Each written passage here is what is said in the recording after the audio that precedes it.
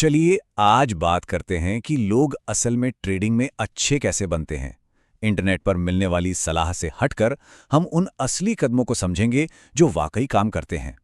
ये बात थोड़ी चौंकाने वाली लग सकती है ना, लेकिन सच तो ये है कि ट्रेडिंग में माहिर होने का किसी सीक्रेट स्ट्रैटेजी या इंडिकेटर से लगभग कोई लेना देना नहीं है। ज्यादातर लोग बस इसी एक चीज के पीछे भागते रह जाते हैं, पर असलियत कुछ और ही है। तो फिर असली खेल क्या है? देखिए, ट्रेडिंग सिर्फ जानकारी इकट्ठा करने का गेम नहीं है। असल में ये दबाव के पलों में सही फैसले लेने का गेम है। और ये एक ऐसा हुनर है जो किताबों से नहीं आता। तो आज हम इन 5 हिस्सों को एक एक करके समझेंगे। पहला, ट्रेडिंग का असली हुनर क्या है। दूसरा, सीखने के तरीके को आसान कैसे बनाएं। तीसरा, असली पैसे से प्रैक्टिस करना क्यों जरूरी है। चौथा, क्वांटिटी की जगह अनुशासन पर कैसे ध्यान दें। और पांचवां, एक मजबूत डेली रूटीन कैसे बनाएं। तो चलिए शुरू करते हैं पहले हिस्से से, ट्रेडिंग का असली हुनर। और ये समझने की कोशिश करते हैं कि सिर्फ सब कुछ जान लेना ही काफी क्यों नहीं होता। जरा एक ऐसे ट्रेडर के बारे में सोचिए जिसने 5 साल तक सब कुछ पढ़ा, हर कोर्स किया, हर एक वीडियो देखा, और 5 साल बाद भी वो यही कह रहा था, मुझे सब समझ में तो आता है, पर मैं फिर भी लगातार पैसे नहीं बना पा रहा हूं। सच कहूं तो यह हजारों नए ट्रेडर्स की कहानी है। और यही वजह है कि ट्रेडिंग को डिसीजन मेकिंग गेम कहा जाता है। असली हुनर की परीक्षा तब होती है जब अपना पैसा दांव पर लगा हो और डर या लालच जैसी भावनाएं दिमाग पर हावी हो रही हों। बस उस एक पल में सही बटन दबाना ही सब कुछ है। ठीक है, अब आते हैं दूसरे हिस्से पर। अपनी सीखने की प्रक्रिया को आसान कैसे बनाया जाए और गलत तरीके से सीखने की आदत को कैसे रोका जाए। अक्सर होता क्या है कि नए ट्रेडर्स सबसे बड़ी गलती ये करते हैं कि वो ट्रेड करने से पहले ही हर चीज सीख लेना चाहते हैं, और नतीजा, इतनी सारी जानकारी का बोझ कि वो या तो कभी शुरू ही नहीं कर पाते या फिर पूरी तरह से कंफ्यूज हो जाते हैं। तो इसका हल क्या है? अपनी सीखने की प्रक्रिया को बहुत ही सिंपल बनाना। स्टेप 1, सिर्फ 1 या 2 टिकर चुनिए, यानी कोई खास स्टॉक या एसेट। स्टेप 2, उन्हें हर दिन बिना एक भी दिन चूके देखिए। स्टेप 3, रोज के जरूरी लेवल्स जैसे दिन का हाई और लो मार्क कीजिए। और स्टेप 4, बस ये देखिए कि इन लेवल्स पर कीमत कैसे रिएक्ट करती है। बहुत सारी चीजें जानने के बजाय किसी एक चीज को गहराई से जानना बेहतर है। अब बात करते हैं तीसरे हिस्से की, असली दांव के साथ अभ्यास करना और यह समझना कि सिर्फ पेपर ट्रेडिंग ही काफी क्यों नहीं है। देखिए, पेपर ट्रेडिंग और असल ट्रेडिंग में जमीन आसमान का फर्क है। पेपर ट्रेडिंग में कोई इमोशन नहीं होता, कोई प्रेशर नहीं होता, और इससे एक झूठा आत्मविश्वास बन जाता है।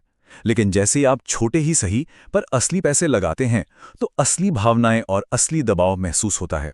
सही मायनों में स्किल यहीं से बननी शुरू होती है। और यहीं पे पोजीशन साइजिंग का एक सबसे जरूरी और सबसे सिंपल नियम आता है। अगर किसी ट्रेड को हारने का ख्याल भी फैसले लेने की क्षमता पर असर डाल रहा है, तो समझ जाइए कि साइज बहुत बड़ा है। बात खत्म। शुरुआती दौर में एक बात दिमाग में बिठा लेनी है, लक्ष्य मुनाफा कमाना है ही नहीं।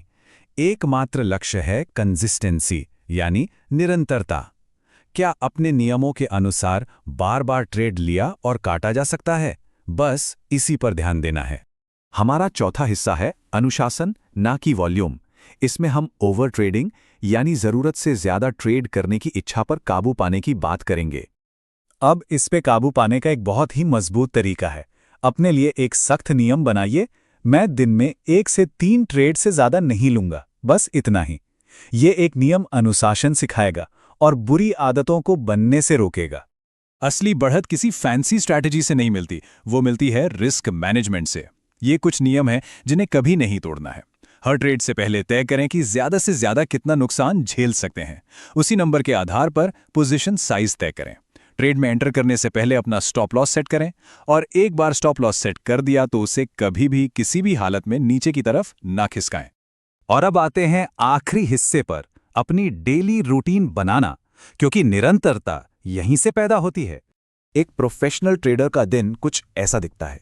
मार्केट खुलने से पहले फ्यूचर्स और बड़ी खबरों पर नजर डाली जाती है। जरूरी लेवल्स मार्क किए जाते हैं और एक प्लान बनाया जाता है। मार्केट के दौरान अपने लेवल्स का सब्र से इंतजार किया जाता है, भागती हुई कीमत का पीछा कभी नहीं। और मार्केट बंद होने के बाद अपने हर ट्रेड का रिव्यू होता है, गलतियां लिखी जाती हैं और अपने ही बर्ताव के पैटर्न्स को पहचाना जाता है। और बात यही खत्म नहीं होती। हफ्ते के आखिर में बैठकर पूरे हफ्ते के प्रदर्शन का विश्लेषण करना ये बहुत जरूरी है। क्या काम किया, क्या नहीं और क्यों। असल सुधार ट्रेड के दौरान नहीं, बल्कि इस तरह के रिव्यू से आता है। तो चलिए इन सब बातों का सार देखते हैं। जो तरीका सबसे तेजी से काम करता है वो ये है, अपने फोकस को एकदम सिंपल रखिए। असली पर बहुत छोटे दांवों के साथ अभ्यास कीजिए। हर एक ट्रेड पर अपने रिस्क को मैनेज कीजिए और एक प्रोफेशनल रूटीन बनाकर उसे हर रोज फॉलो कीजिए। आखिर में बस ये एक सवाल खुद से पूछने के लिए है। समय तो गुजर ही जाएगा, सवाल ये है कि क्या सच में कोई सुधार हो रहा है या सिर्फ खुद को व्यस्त रखा जा रहा है।